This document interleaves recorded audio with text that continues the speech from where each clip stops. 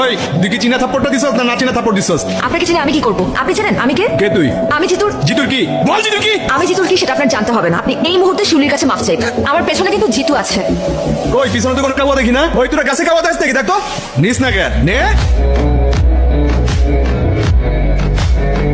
শোনো চলো শোনা, তোমার একটু আদর করবো, অনেক তো পটপট করলাম তাই না? জিতুরে বলিস তোরা পারছিল যা।